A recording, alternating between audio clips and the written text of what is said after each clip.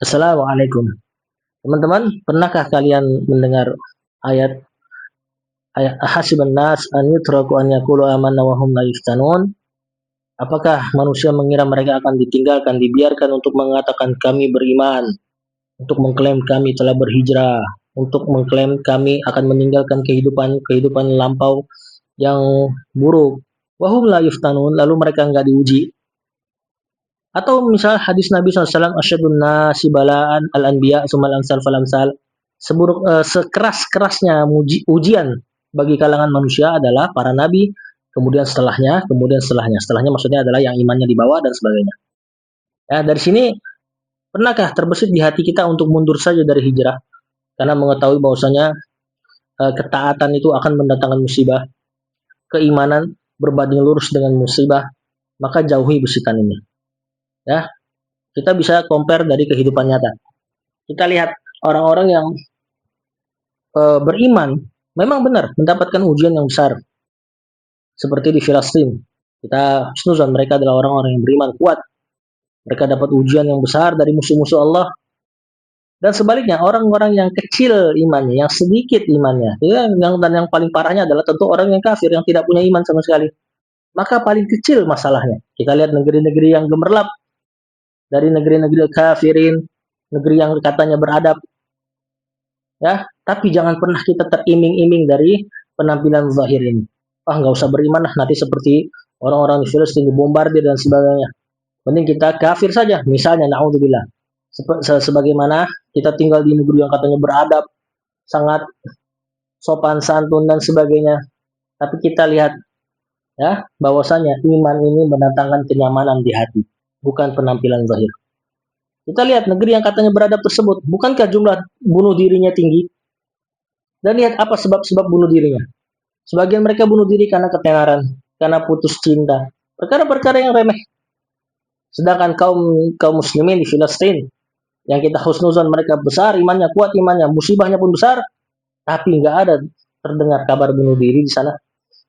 Ya, yang ini membuktikan bahwasanya orang-orang yang beriman walaupun berat ujiannya, tapi mereka diberikan oleh Allah kelapangan hati. Sebagaimana Allah Ta'ala katakan, ala inna awliya Allah la khawfun alaihim wa lahum yahzanun alladzina amanu wa kanu yattaqun. Ketahuilah wali-walinya Allah, orang-orang yang Allah cintai, tidak takut, tidak sedih, tidak takut terhadap apa yang akan datang, tidak sedih atas apa yang akan luput, yang telah luput dari mereka. Siapa mereka? Alladzina amanu wa kanu yattaqun. Mereka adalah orang-orang yang beriman dan bertakwa.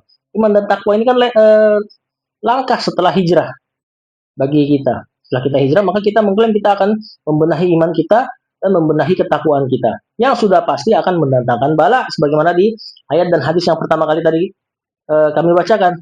Namun kata Allah, la khaufun alaihim wa lahum yahzanun. Jangan lupa perkataan ini, la khaufun alaihim wa lahum yahzanun. Mereka nggak bersedih, mereka nggak takut. Maka incar yang ini.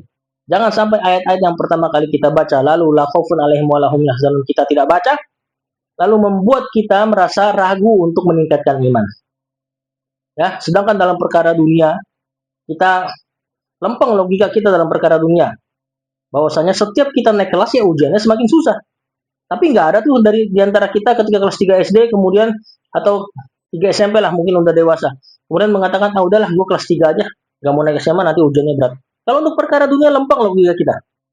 Kalau untuk perkara akhirat udahlah beragama biasa-biasa aja. Nanti berat ujiannya. Padahal sebanding lurus dengan ujian, musibah juga dengan solusi atau ketenangan hati. Sebagaimana Allah juga katakan kepada Rasulullah SAW di surat Al-Insyirah, "Lam nasrah laka sadrak," bukan kami lapangkan dadamu. Lalu di ujung ayat itu apa? Fa inna ma'al usri yusra. Inna ma'al usri yusra. Sesungguhnya pada satu kesulitan ada dua kemudahan. Lihat, kelapangan dada, kemudahan itu dijanjikan oleh Allah walaupun imannya sebanding lurus dengan musibahnya. Maka jangan pernah terbesit untuk mundur dari hijrah karena takut ujian. Sebagaimana antum tidak pernah terbesit untuk turun kelas karena takut ujian di kelas selanjutnya dalam perkara dunia. Ayo, logika kita harus sebanding lurus dengan dunia dan akhirat. Giliran dunia lempeng, giliran akhirat gak main logika kita. Kacau ini. Ya, ketahuilah bahwasanya iman yang tinggi mungkin memang sejalan dengan musibah yang tinggi, tapi selalu datang solusi dan kenyamanan hati di situ. Sementara sebaliknya, orang-orang yang tidak beriman, mungkin musibahnya kecil, namun tidak Allah kasih solusi. Allah sempitkan hatinya. Bahkan itu dia tadi kami katakan, bisa sampai membuat mereka bunuh diri. Banyak kasus mereka bunuh diri karena perkara sepele. Kita juga lihat kehidupan Nabi SAW. Berat ujiannya memang, tapi kita yakini beliau adalah orang yang paling bahagia di dunia. Lalu coba kita compare dengan Fir'aunnya, musuhnya Nabi Musa. Lihat bagaimana kerajaannya, selir-selirnya, perempuan-perempuannya.